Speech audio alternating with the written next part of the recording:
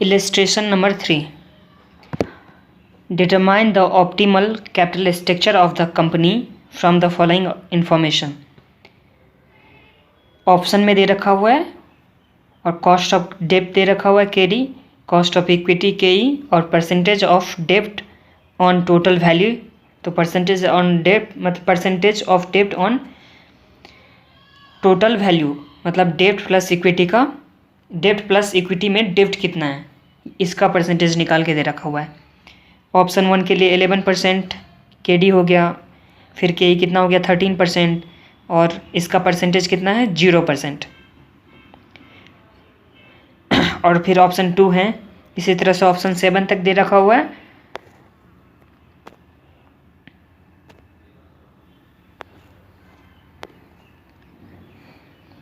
बस इतना ही ऑप्शन दे रखा हुआ है और हम लोगों को निकालना है ऑप्टिमल कैपिटल स्ट्रक्चर क्या चीज़ होगा।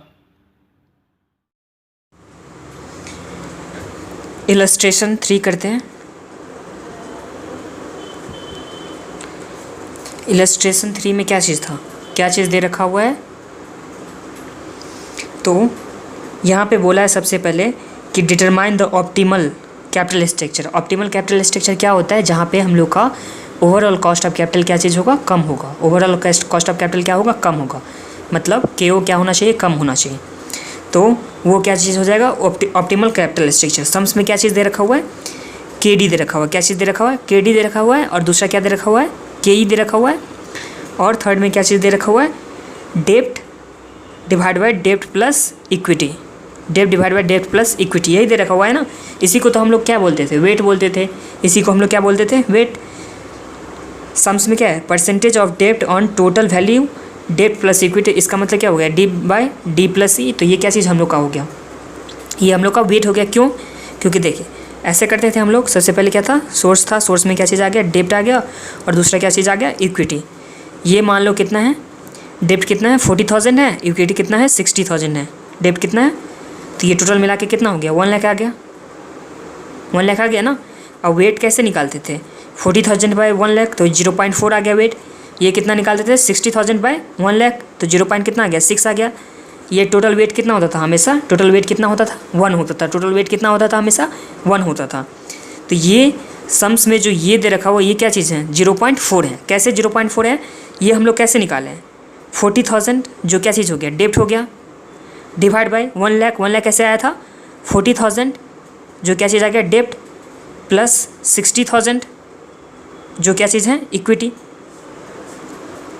ऐसे ही तो निकाले थे ना, ये कैसे निकाले थे, ऐसे ही निकाले थे। तो ये हम लोग को मालूम है कितना, D by D plus E मालूम है 0.4। तो हमको क्या है, इक्विटी का निकालना है। तो इक्विटी तो हम लोग को निकल जाएगा ना, क्योंकि डेप्ट प्लस इक्विटी मिला करके टोटल वेट कितना होता था, 1 होता था। तो इक्विटी निकालने के लिए क्या करेंगे, 1 माइनस क्या चीज़ करेंगे, डेप्ट का वेट करेंगे। इक्विटी का वेट निकालने के लिए क्या चीज़ करेंगे हम लोग, 1 माइनस वेट ऑफ डेप्ट करेंगे। तो हम लोग को क्या निकल जाएगा, इक्विटी का। अब फॉर्मूला क्या चीज़ होता था, cost of overall cost of capital. तो KD इंटू वेट ऑफ क्या चीज़, डेप्ट डिवाइड बाय, नहीं यही होता था, प्लस KE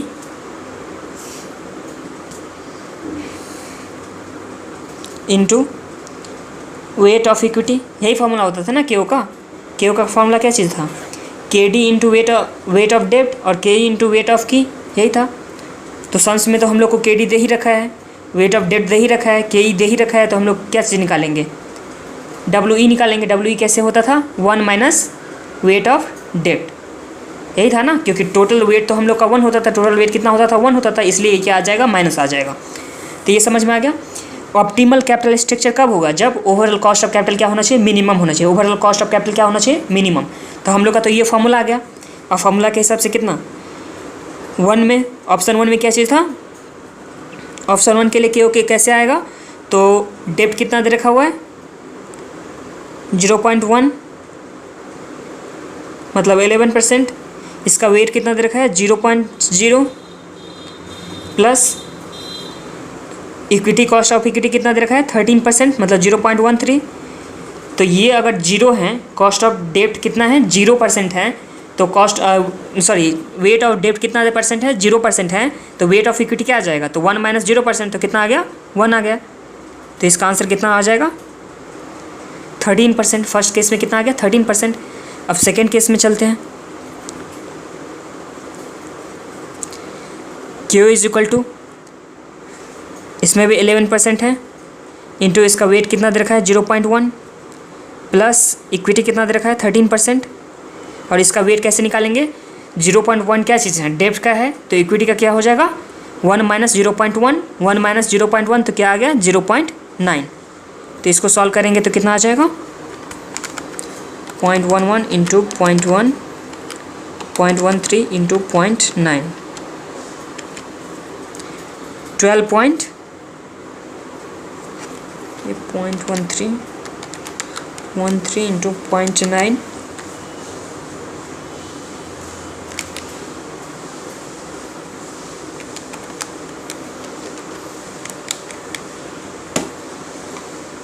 तो ये कितना आ गया 12.8%। थर्ड केस में K O is equal to, third में क्या चाहिए था 0.116 इंटू इसका वेट है 0.2। अब आप लोग भी बनाइए और हम भी बनाते हैं।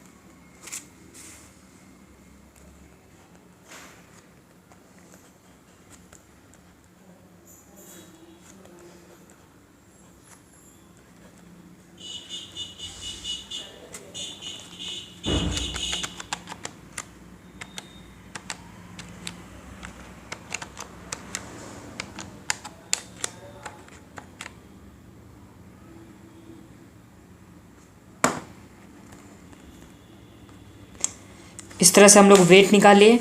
अब कहाँ पे सबसे कम, सबसे पहले इस तरह से हम लोग कॉस्ट ऑफ कैपिटल निकाले थे, सॉरी कॉस्ट ऑफ कैपिटल नहीं, ओवरऑल कॉस्ट ऑफ कैपिटल केओ निकाले थे इस तरह से। तो जिसमें केओ क्या चीज़ था, मिनिमम था, तो वही क्या चीज़ हो गया जिसमें KO मिनिमम था या weighted average cost of capital जिसमें मिनिमम था, वो क्या चीज़ हो जाएगा, बेस्ट ऑप्शन हो जाएगा। तो कौन से में मिनिमम है सबसे, तो 12.8 क्या है सबसे मिनिमम है, तो ये सेकेंड केस में सबसे मिनिमम है, तो ये क्या हो जाएगा, बेस्ट ऑप्शन क्या हो जाएगा, बेस्ट ऑप्शन क्या चीज़ हो गया, ऑप्शन नंबर 2।